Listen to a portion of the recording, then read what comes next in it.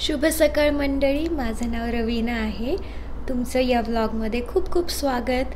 मी काल माझे आधीचे जे व्लॉग्स होते ते बघत होते आणि त्याच्यावरून मला समजलं की तुम्हाला मराठीमधले व्लॉग्स खूप आवडलेले आहेत. तर वीकेंडसाठी मी एक छोटीशी ट्रिप घेते आहे कॅन्झस सिटी मिझोरीला. So I thought why not, let's go and take you all with us to Kansas City Missouri. आत्ता वाजलेले आहेत 11:30 सकाळचे आणि आम्ही ओमाहा नब्रास्कापासून आत्ता निघतो आहे. Let's go. होपफुली तुम्हाला हा व्हिडिओ आवडेल. मला कॉमेंटमध्ये कळवा, लाईक करा आणि शेअर करा.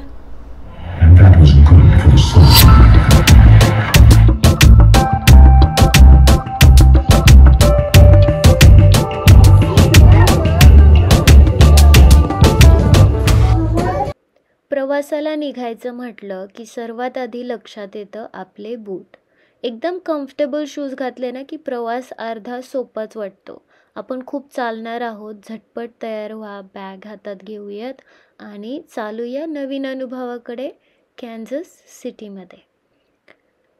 हिल्स वगैरेला बाय बाय करा. थंडी पण खूप असणार आहे बाहेर, त्यामुळे comfortable shoes must. Tip number 1. 3-3.5 तासाची आपली राईड आहे. शांत रस्ते, खुले आकाश आणि हलकासा सूर्यप्रकाश आहे. बाहेर थंडी आहे पण गाडीतून तुम्हाला दिसेल माझ्या चेहऱ्यावर खूप सारा सूर्यप्रकाश दिसतोय. प्रवासाची सुरुवात ही परफेक्ट झालेली आहे. इथे रोड ट्रिप करणं थोडं सहज वाटतं कारण रोड्सची जी क्वालिटी आहे ती चांगली आहे. मोठे मोठे रस्ते आहेत आणि इथून एकदम फास्ट राऊट जातो. तो मिझोरी, कोलोराडो, शिकागो त्या साईडला पण जातो. आपण थांबलेलो आहोत, गॅस स्टेशनकडे थांबलो होतो आणि विचित्र गोष्ट अशी आहे इथे की गॅस बोलतात इन्स्टेड ऑफ पेट्रोल. फक्त US मध्येच अशा गोष्टी चालतात. मला जाम भूक लागलेली होती म्हणून मी लगेच माझा स्नॅक्सचा बॉक्स बाहेर काढला आणि बिस्किटं खाणं सुरू केलं. आणि तुम्हाला तर माहितीच आहे की प्रवास प्लस चविष्ट असं स्नॅक्स म्हणजे हा परफेक्ट कॉम्बो आहे ट्रॅव्हल करत असताना, लॉंग रोड ट्रिपच्या वेळेस. Straight. Eyes on the road, okay? Oh. City एकदम जवळ आहे आपल्या. पोहोचलेलो आहोत ऑलमोस्ट मेन एरियामध्ये. इथे तुम्हाला थोडंसं इन्फ्रास्ट्रक्चर बघायला भेटेल कसं आहे ते कॅन्झस सिटीचं.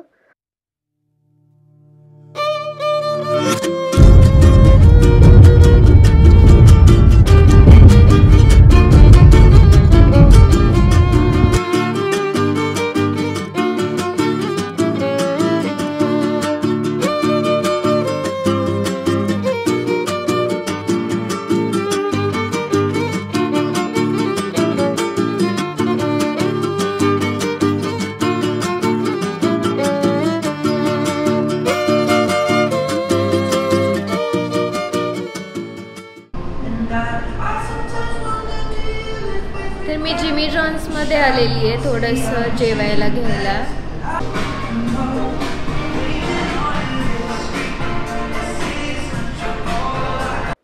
इथे पार्किंगचं जरा कन्फ्युजन होतं त्यामुळे सौरभ कारमध्ये बसला आहे आणि मी आमचे सँडविचेस घेऊन तिथे चालली आहे. आम्ही लंच हे गाडीतच करणार आहोत.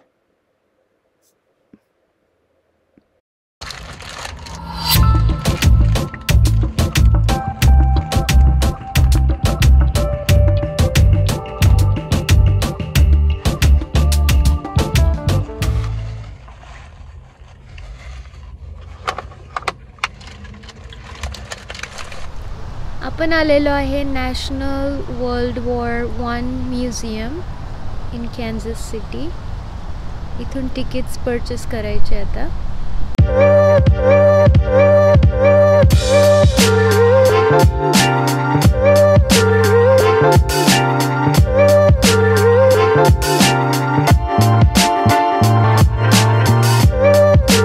मेन डोअरमध्ये प्रवेश केल्यानंतर तिकीटसाठी आम्ही जवळजवळ $20 ईच अडल्ट असे भरले. आणि इथे जी लोकं होती एंट्रीवर ते खूप हेल्पफुल होते. त्यांनी आम्हाला माहिती दिली, डिरेक्शन्स दिल्या, प्रश्नांची उत्तरं दिली. हा मोठा आर्टिस्टिक देखावा होता तिथे समोरच. त्यानंतर आम्ही एका थिएटरमध्ये एंट्री केली आणि तिथे आम्हाला हिस्टॉरिक फिल्म दाखवली जवळजवळ 15 मिनटाची. त्यावरून आम्हाला थोडे डिटेल्स वगैरे समजले, हिस्टॉरिकल डिटेल्स आणि कंट्रीज हू वर involved in world war one. आणि याच म्युझियममध्ये आम्हाला बघायला भेटल्या भरपूर काही आर्टिफॅक्ट्स त्या या युद्धामध्ये वापरल्या गेल्या होत्या आणि स्टोरीज ऑफ पीपल जे या युद्धामध्ये ज्यांनी भाग घेतलेला होता त्यांच्या. पहिलं महायुद्ध हे 1914 ते 1918पर्यंत चाललं आणि त्याचे परिणाम हे संपूर्ण जगावर झाले होते. आज आपण या संग्रहालयात फिरताना त्या युद्धानंतर जगात काय बदल झाले हे सोप्या भाषेमध्ये समजून घेऊया. या युद्धामध्ये जवळजवळ 1 कोटीहून अधिक सैनिक मृत्युमुखी पडले आणि लाखो नागरिकांचे जीवसुद्धा गेले. कुटुंब उद्ध्वस्त झाली आणि समाजामध्ये राजकीय नकाशाच बदलला. खूप नुकसान तर झालं, पण त्यानंतरही या युद्धानंतर जगाने शांतता, आंतरराष्ट्रीय सहकार्य यांची गरज ओळखली आणि लीग ऑफ नेशनची स्थापना केली. तसंच महिलांचीही भूमिका बदलली. त्या मोठ्या प्रमाणात कामकाजामध्ये उतरल्या आणि सामाजिक बदलावाला गती मिळाली. तंत्रज्ञान आणि वैद्यक क्षेत्रातील प्रगतीसुद्धा झाली आणि पहिल्या महायुद्धाने जगाला फक्त जखमाच नाही दिल्या तर आधुनिक जगाची दिशा पण बदलली. आज या संग्रहालयामध्ये फिरताना आपल्याला त्या काळातले धडे आणि इतिहासाची किंमत जाणवते. तेवढंच नाही, वन्स इन अ व्हाईल तुम्ही जेव्हा अशा हिस्टॉरिकल प्लेसेसला व्हिजिट देता तेव्हा तुम्हाला समजतं की आजच्या काळामध्ये आपल्याकडे खूप साऱ्या अशा गोष्टी आहेत त्यामुळे आपल्याला सेफ फील होतं. तर US मी जितके काही म्युझियम्स आत्तापर्यंत पाहिलेले आहेत त्यावरून मला समजलं आहे की USची जी फंडिंग आहे ती खूप ही लोकं इन्व्हेस्ट करतात जेणेकरून हिस्टॉरिकल ज्या आर्टिफॅक्ट्स आहेत त्या खूप प्रिझर्व केलेल्या आहेत. म्हणजे लोकांना अजूनसुद्धा ॲक्सेस आहे. थोडीफार फी देऊन का होईना पण ॲक्सेस आहे की जिथे जाऊन लोकं या सगळ्या गोष्टी पाहू शकतात. आणि या स्पेसिफिक म्युझियमने प्रिझर्वेशन इतकं चांगलं केलेलं होतं की इथे व्हर्च्युअलीसुद्धा देखावे होते. त्यावरून आपल्याला असे वाटेल की खरंच आपल्यासमोर हा जो एक्सपिरियन्स आहे तो आपल्याला रिलिव्ह करता येईल. ऑल्दो वॉर्निंग्स पण होत्या की कारण हे युद्ध रिलेटेड आहे त्यामुळे काही लोकांना ट्रिगर्स वगैरे असू शकतात किंवा रिट्रॉमॅटिक पण ते होऊ शकतात. तर त्या वॉर्निंगनुसार त्यांनी ठिकठिकाणी असे बोर्ड्स लावलेले होते की जर तुम्हाला काही ट्रिगरिंग असेल तर इट्स रेकमेंडेड की तुम्ही या म्युझियममध्ये जाऊ नका. तर इथे तुम्हाला बघायला भेटेल की त्यावेळेसचे इन्स्ट्रुमेंट्स वगैरे तुम्हाला दिसत आहेत. पोशाख कसा होता वेगवेगळ्या लोकांचा. पहिल्या महायुद्धात लढणारे जे सैनिक होते ते फक्त शारीरिक जखमा घेऊनच परत आले नाही तर त्यांनी मनामध्ये अशा खूप अदृश्य जखमा होत्या त्या ते घेऊन घरी आले. आणि या काळामध्ये PTSD नावाचा हा शब्द एक्झिस्टच झाला नाही. गोळ्यांचा वर्षाव, बॉम्बस्फोटचे आवाज, सतत दिसणारे मृत्यू यामुळे सैनिकांच्या मानसिक हेल्थवर खूप प्रचंड ताण यायचा. म्हणजे घरी आल्यानंतरसुद्धा ते अचानक थरथर कापू लागायचे. त्यांचं बोलणं थांबायचं किंवा डोळ्यांसमोर पुन्हा एकदा युद्धाचे दृश्य त्यांना सारखे दिसायचे. युद्ध संपलं पण सैनिकातल्या मनावर जो परिणाम झाला होता तो काही संपत नव्हता. I don't believe that this country realizes what we've been through. With the hardships those men who are still abroad must endure. But on the other hand, the people make you think on arrival here that you won the war all by yourself.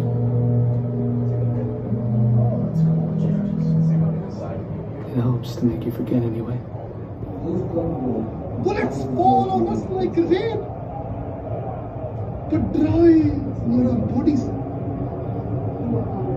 So we have spent a full year.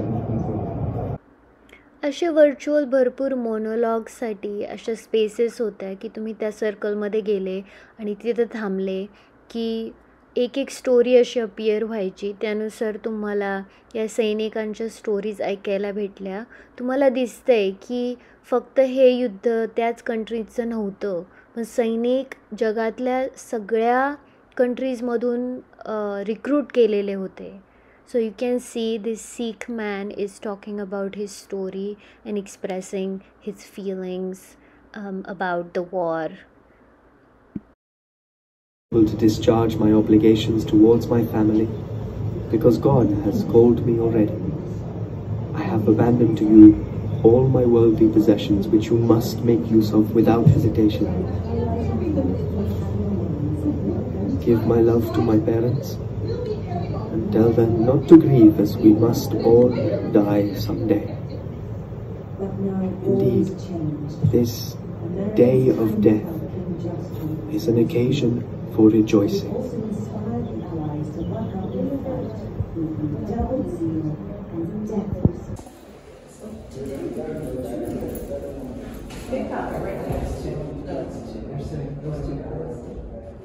आपण परत बाहेर आलेलो आहोत. खूप वारं सुटलं होतं बाहेर आणि थंडीसुद्धा वाढलेली होती.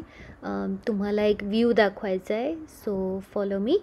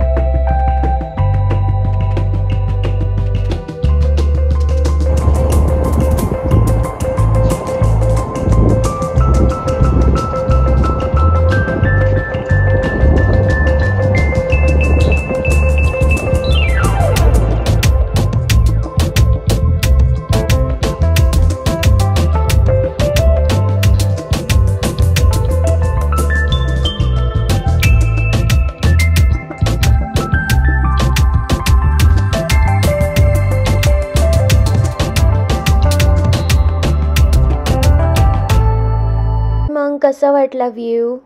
मस्त वारं सुटलेलं आहे, थंडी वाढलेली आहे. पटकन निघायचं इथून आता. उन्हाळा मंदावू लागतो आणि निसर्ग हळू स्वतःला रंगवायला सुरुवात करतो. फॉल सीझन म्हणजे निसर्गाचा सगळ्यात कलात्मक क्षण. झाडांची पानं ही हिरव्या रंगातून सोनेरी, तांबडी आणि नारंगी होऊ लागतात. जणू कुणीतरी आकाशात मोठी रंगपेटीच उघडली आहे. हा व्ह्यू तुम्हाला खूप मस्त वाटेल. Take it in.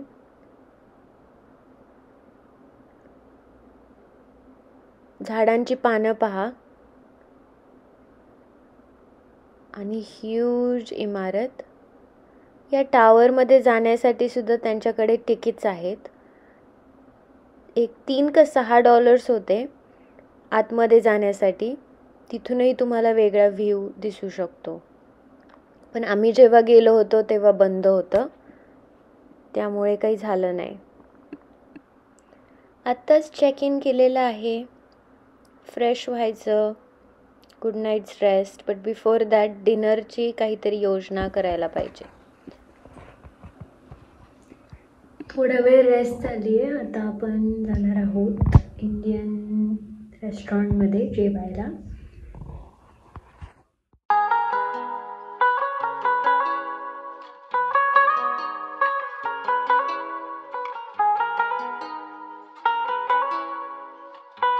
रेस्टॉरंटचे रेट्स चांगले होते, पण जेवण तरीसुद्धा एवढं टेस्टी नव्हतं. मग आम्ही जेवण केलं आणि घरी आलो. Long fun day today. 3 तासाचा रस्ता, त्यानंतर नॅशनल म्युझियमला व्हिजिट केलं आणि मग आता जेवण करून good night sleep. See you tomorrow.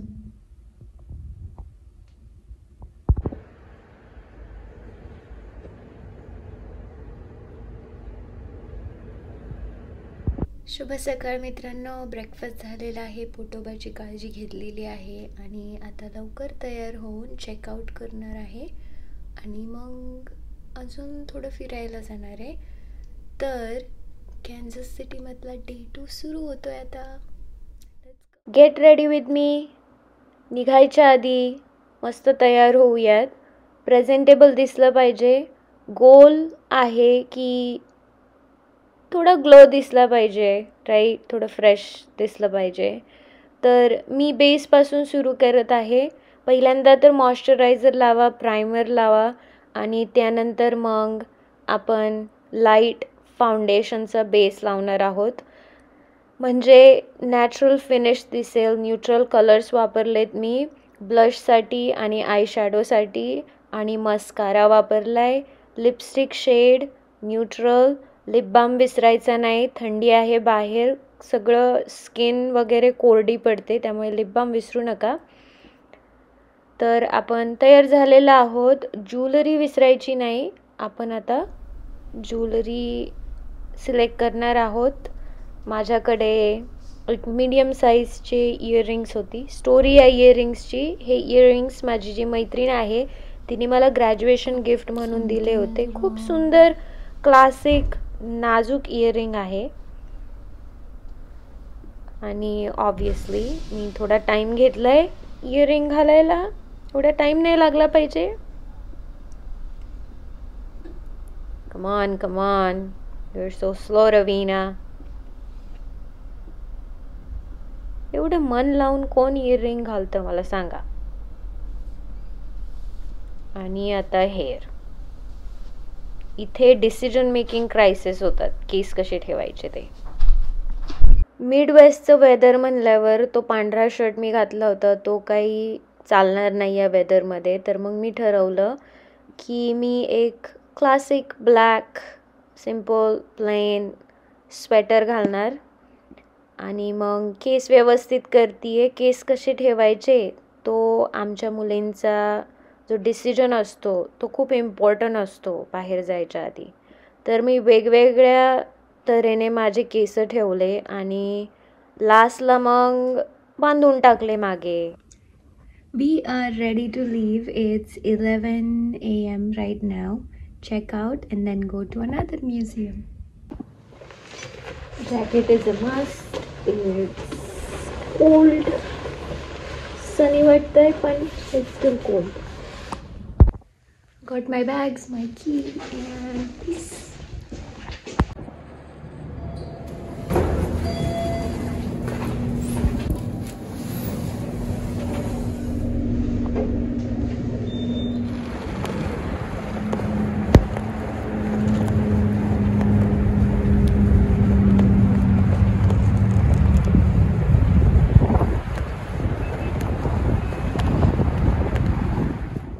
आता आपण दुसऱ्या म्युझियमकडे आलेलो आहोत. याच सेम बिल्डिंगमध्ये 2 म्युझियम्स आहेत. एक जॅज ऑफ म्युझिकचं म्युझियम आणि baseball league.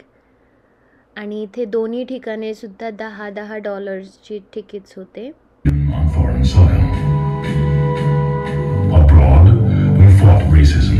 At home, we were asked to accept it. It took a white man to help it change. Branch Rickey general manager of the Brooklyn Dodgers.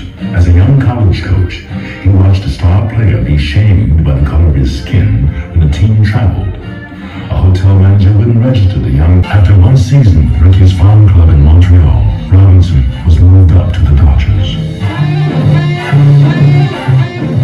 Jackie Robinson, plucked as a rookie from the Kansas City Monarchs, brought honor to baseball and to his people.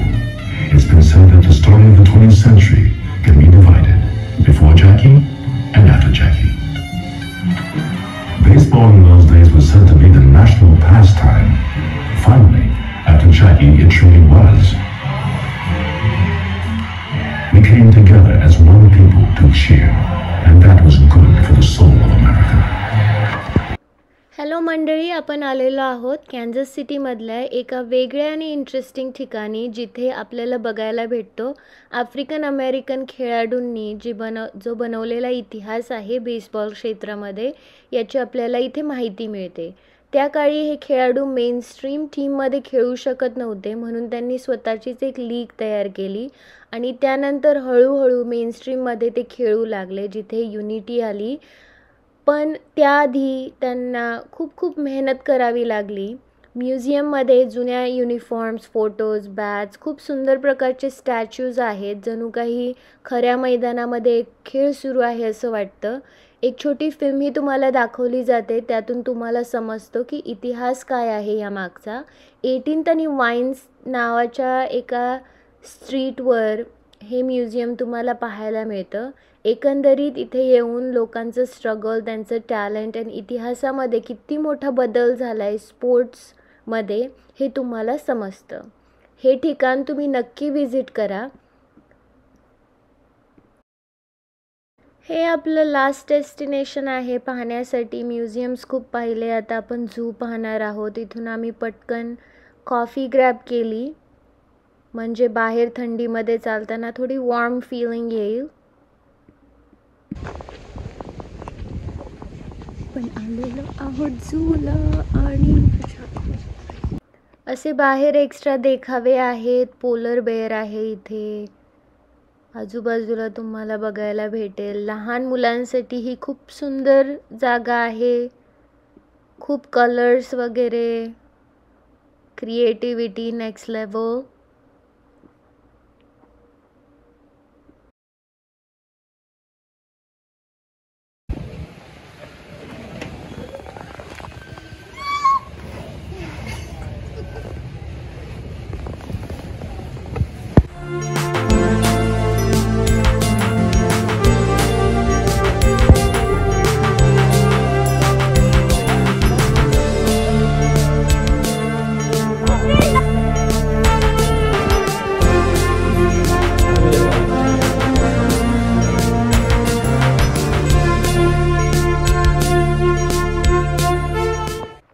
इथे मी खूप गंभीर दिसतीये, कारण मी सौरभला माझ्यासाठी videos घ्यायला सांगितलेले आणि इथे एक सर्पालय होतं. मला खूप जाम भीती वाटते सापांची. आम्ही तिथून बाहेर आल्यानंतर इथे एक ट्रेन एक्सपिरियन्स यांनी तयार केला होता. थोडीशी एक्स्ट्रा फीस लागते यासाठी आणि तुम्ही ट्रेनमध्ये बसून आजूबाजूला जाऊ शकता चालण्यापेक्षा. लहान मुलं तर खूप एक्सायटेड होते या एक्सपिरियन्ससाठी. त्यानंतर आपण आलेलो आहोत जिथे आपल्याला बरेचसे पक्षी दिसतात.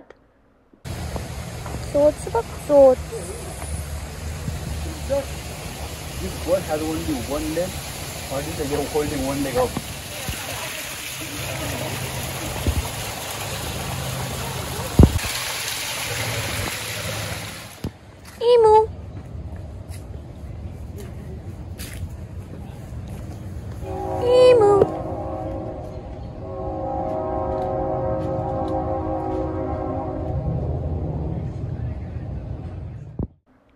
कॅंगरू हलत पण नाहीये, आळशी कुठला. अरे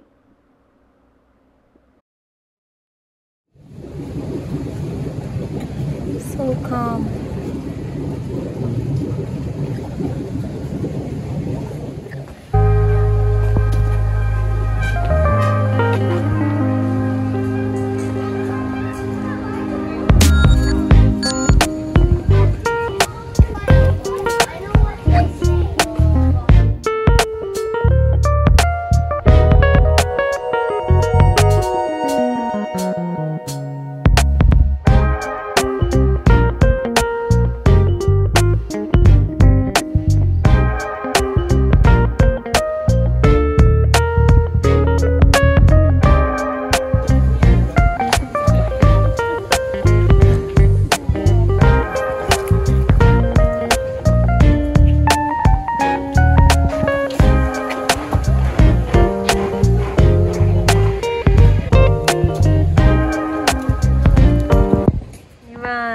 कोणाचं घेणं देणं नाही, आपला बिझनेस.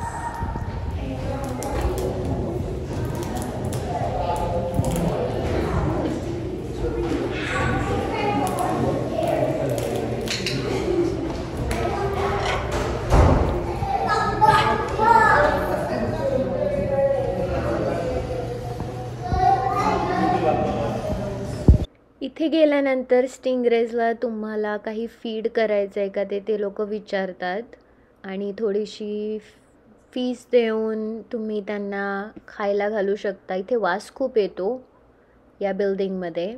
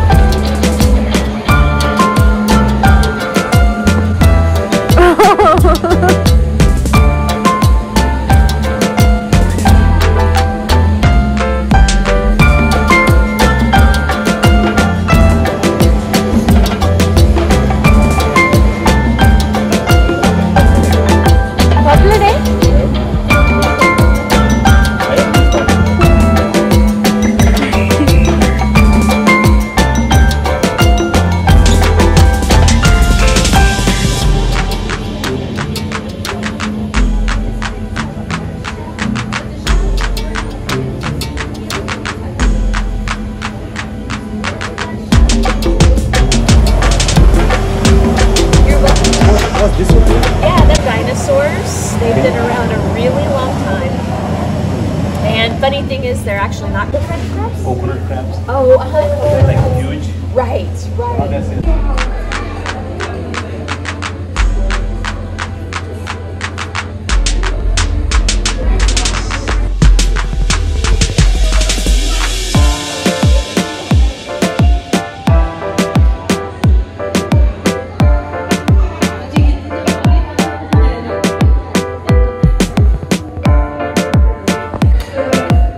त्यांची गाडू.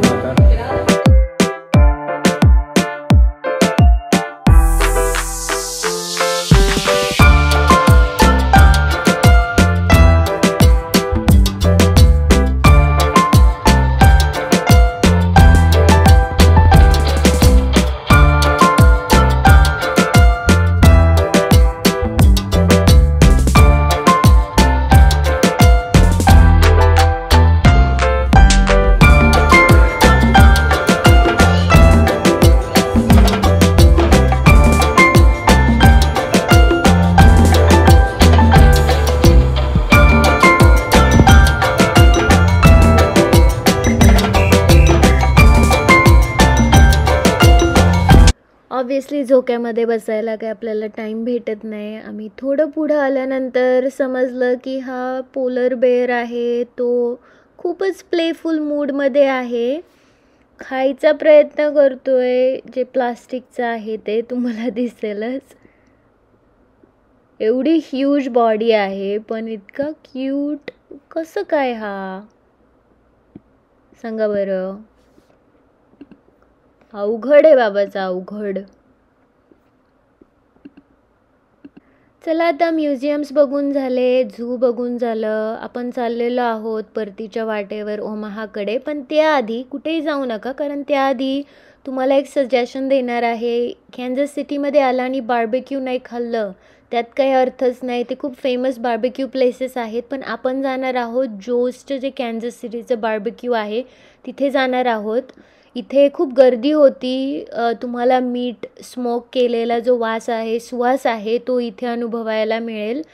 इथे आम्ही जेवलो, चांगलं होतं, व्यवस्थित होतं जेवण, भूक भरलेली आहे. आणि आता आपण निघालेलो आहोत ऑन द वे बॅक ओमाहाकडे. असे 2 दिवसाची ट्रिप होती. ओव्हरऑल खूप मजा आली, एन्जॉय केलं. ओमाहामधून बाहेर पडल्यावर कधी असं एन्व्हायरमेंट चेंज झाल्यावर जरा चांगलं वाटतं. पण आता बॅक टू बिझनेस राईट, परत आपला फुल टाईम जॉब वगैरे बाकीच्या रिस्पॉन्सिबिलिटीज, त्याचा अनुभव हा काही आपल्याला अवॉइड करता येत नाही. पण असं बाहेर आल्यावर थोडंसं चेंज वाटतो. ओव्हरऑल फक्त वीकेंडची ट्रिप होती, 2 दिवस होते. या 2 दिवसामध्ये आम्ही खूप सारं नॉलेज मिळवलं आणि मला बरं वाटलं की तुम्हाला घर बसल्या अशा गोष्टी बघायला भेटतील. प्रत्येकाला इथे US मध्ये येता येत नाही, ठिकठिकाणी जाता येत नाही, किंवा प्रत्येकाकडे एवढं प्रिव्हिलेजही नसतं की बाहेर जाणं राईट फक्त वीकेंडसाठी. तर मला होप आहे की तुम्हाला हा व्हिडिओ खूप आवडला असेल तर नक्की लाईक करा, शेअर